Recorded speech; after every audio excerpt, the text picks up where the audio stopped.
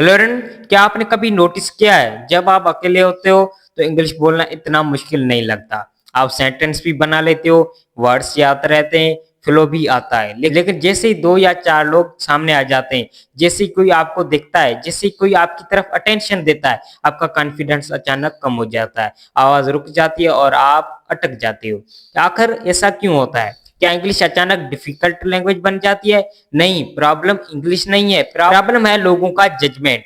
सोचिए जरा, आप इंग्लिश से डरते हो या इस बात से डरते हो कि कई लोग हंस न दें, कहीं कोई ये न कह दे कि इसकी इंग्लिश वीक है, ग्रामर भी ठीक नहीं, एक्सेंट भी अच्छा नहीं, और फिर हम इंग्लिश बोलना ही छोड़ देते हैं। लेकिन रुकिए, जो लोग आज फ्लुएंट इंग्लिश बोलते हैं, क्या वो पैदा होते ही फ्लुएंट थे? क्या उन्होंने कभी ग्रामर मिस्टेक्स नहीं की? क्या उन्होंने कभी प्रोनाउंसिएशन गलत नहीं की? क्या वो कभी कभी अटक नहीं जाते? बिल्कुल, उन्होंने मिस्टेक्स की, गिरे, फिर उठे, फिर गिरे, फिर उठे। सोचिए, जब एक छोटा बच्चा चलना सीखता है तो वो कितनी बार गिरता है? बार बार। लेकिन क्या वो गिरकर ये कहता है कि मैं कभी चलूंगा ही नहीं? नहीं, वो दोबारा उठता है, फिर गिरता है, फिर उठता है, और एक दिन दौड़ने लगता है। इंग्लिश भी बिल्कुल ऐसी स्किल है। पहले वर्ड्स गलत होंगे, फिर सेंटेंसेस, कभी ग्रामर, कभी प्रोनाउंसिएशन, कभी कॉन्फिडेंस टूटेगा। लेकिन अगर आप प्रैक्टिस नहीं छोड़ते तो इंप्रूवमेंट को कोई नहीं रोक सकता। मैं भी अभी लर्नर हूँ, मैं भी रोज प्रैक्टिस करता हूँ, मैं भी मिस्टेक्स करता हूँ, लेकिन मैंने एक डिसीजन लिया है। मैं लोगों के जजमेंट की वजह से अपना फ्यूचर डिस्ट्रॉय नहीं करूंगा, क्योंकि मुझे सिर्फ इंग्लिश नहीं सीखनी, मुझे एक दिन कोर्ट रूम में कॉन्फिडेंस के साथ खड़ा होना है।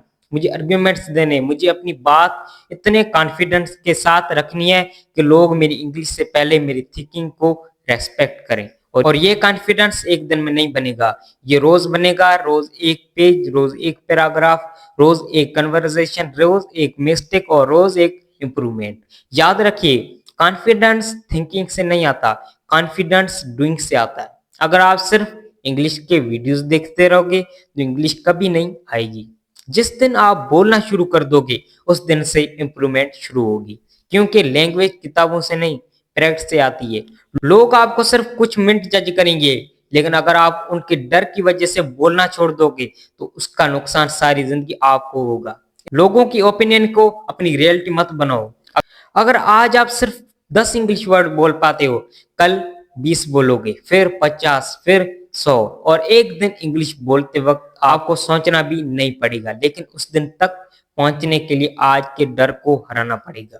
मैं परफेक्ट नहीं हूं और शायद कभी परफेक्ट न बनूं, लेकिन मैं हर दिन कल से बेहतर जरूर बनूंगा, और मेरी नजर में ये असली सक्सेस है। परफेक्ट बनना नहीं, रोज इंप्रूव करना।